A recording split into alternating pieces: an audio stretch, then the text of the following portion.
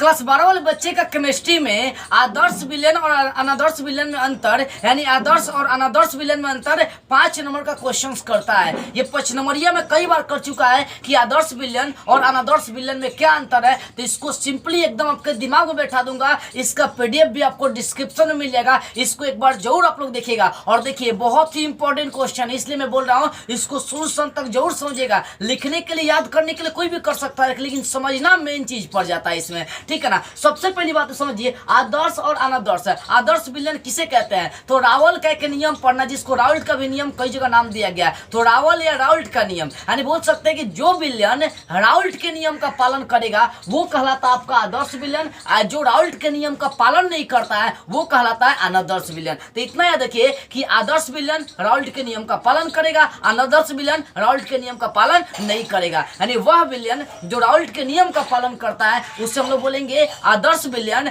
Ideal solution बोलेंगे। अनादर्श विलयन बोलेंगे कि वह विलयन जो राउल्ट के नियम का पालन नहीं करता है वह कहलाता है अनादर्श विलयन। अब चलते इनमें अंतर देखते हैं।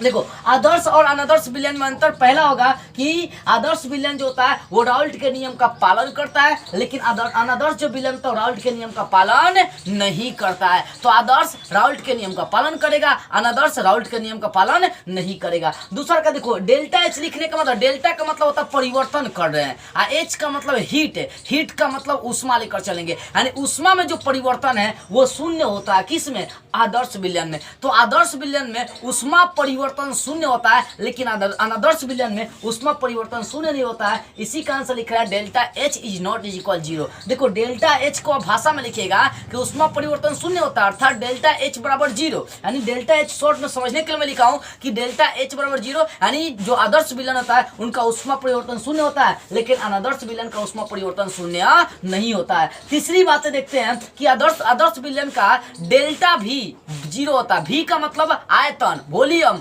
आयतन, और डेल्टा का मतलब परिवर्तन। यानी आयतन में जो परिवर्तन होता है वो भी क्या होता है? शून्य होता है। यानी आदर्श विलयन का आयतन परिवर्तन शून्य होता है, लेकिन अनादर्श विलयन का आयतन परिवर्तन शून्य नहीं होता है। अब चौथा अंतर आपको उदाहरण लिखना है। उदाहरण जैसे एन हेप्टेन और एन हेक्सेन का विलयन अगर तैयार करेंगे तो आदर्श चलाएगा। ये दोनों मिलकर आदर्श विलयन तैयार करता है। किसका? एन हेक्सेन और N heptane, N hexane N heptane, N hexane N heptane, N hexane N heptane. इन दोनों का जब विलयन तैयार करेंगे तो किस विलयन का उदाहरण हो जाएगा? आदर्श विलयन का। तो लिख सकते हैं कि आदर्श विलयन का उदाहरण n hexane plus n heptane का विलयन होता है, ठीक है ना। उसके बाद इसमें लिख सकते हैं कि उदाहरण के तौर पर एसीटोन और क्लोरोफॉर्म का जब विलयन तैयार करेंगे तो ये अनादर्श विलयन हो जाते हैं। तो चौथा अंतर आदर्श और अनादर्श में अंतर क्या हो जाएगा बाबू? कि n hexane plus n heptane का विलयन आदर्श विलयन होता है, लेकिन एसीटोन और क्लोरोफॉर्म का जो विलयन होता है एक अनादर्श विलयन होता है। अब पांचवा, आदर्श विलयन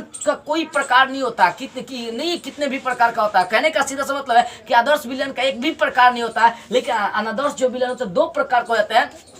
एक बोल सकते हैं कि धनात्मक विचलन और ऋणात्मक विचलन। ये 2 प्रकार में गिनती में चले जाता है अनादर्श विलयन, ठीक है ना। यानी आदर्श विलयन का कोई प्रकार नहीं, लेकिन अनादर्श विलयन का प्रकार होता है कितना? 2, धनात्मक विचलन और ऋणात्मक विचलन कह सकते हैं। फिर से एक बार समझिए, आदर्श और अनादर्श में 5 अंतर मैंने आपको समझाई। पहला अंतर कि आदर्श विलयन राउल्ट के नियम का पालन करेगा, अनादर्श विलयन राउल्ट के नियम का पालन नहीं करेगा। दूसरा का, जो आदर्श विलयन होता है उसमें ऊष्मा परिवर्तन शून्य होते हैं, लेकिन अनादर्श विलयन में ऊष्मा परिवर्तन शून्य नहीं होते हैं। तीसरा अंतर, आदर्श विलयन में आयतन परिवर्तन शून्य होता है, लेकिन अनादर्श विलयन में आयतन परिवर्तन शून्य नहीं होता है। चौथा अंतर मैंने बताया कि आदर्श विलयन का उदाहरण n hexane plus n heptane का विलयन हो जाएगा, जबकि अनादर्श विलयन का उदाहरण एसीटोन प्लस क्लोरोफॉर्म का विलयन हो जाएगा, ठीक है। उसके बाद आदर्श विलयन का कोई प्रकार नहीं होता, लेकिन अनादर्श विलयन 2 प्रकार के होते हैं, धनात्मक विचलन और ऋणात्मक विचलन। तो ये 5 अंतर लिख सकते हैं। स्क्रीनशॉट लेना चाहे तो ले सकते हैं, नहीं तो इसका पीडीएफ है, मतलब इसके अंतर का जो पीडीएफ है, मतलब आदर्श और अनादर्श विलयन में अंतर जो इसका पीडीएफ है उसको मैं डिस्क्रिप्शन में दे दूंगा, वहां से आप जाकर देख लीजिएगा, ठीक है। मुझे विश्वास है कि आदर्श और अनादर्श विलयन में अंतर आपको विस्तार से समझ में आ गई होगी।